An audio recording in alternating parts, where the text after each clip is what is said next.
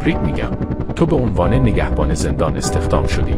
اینجا به خاطر امنیت بالای قله توی منطقه کوهستانی ساخته شده. این یعنی نه تو و نه زندانیان نمیتونین از اونجا خارج شین. پروازی که تو رو آورده تا 1 ماه دیگه بر نمیگرده. وظایفت ساده است. دوربین ها رو چک کن. توی راهروها گشت بزن.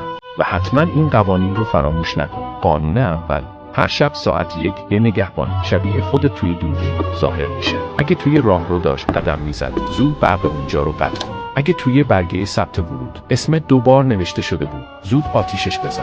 یادت نره تو تنها نگهبان اونجایی. قانون دوم: داخل سلول شماره 13 یه نفر زندانیه، ولی اسمش توی هیچ لیستی نیست و هویتی نداره. اگه خواست باهات حرف بزنه به حرفاش گوش بده، ولی اصلا جوابشو نده. قانون سوم: اگه توی یکی از راهروها دره سلول خود به خود باز شد، آروم عقب برو و از اونجا فاصله بگیر. کسی که از اون سلول بیرون میاد لباس زندانی تنشه، ولی زندانی نیست. قانون چهارم: اگه دوباره همون نگهبان رو تو مسیر دیدی، فرار کن و داخل یکی از سلول‌های خالی قایم شو و درو قفل کن. اون دنبال یه نفر میگرده که جاشو بگیره، ولی مواظب باش. اگه سلولی که انتخاب کردی خالی نباشه، دیگه صبح فردا رو نمیبینی. موفق باشی.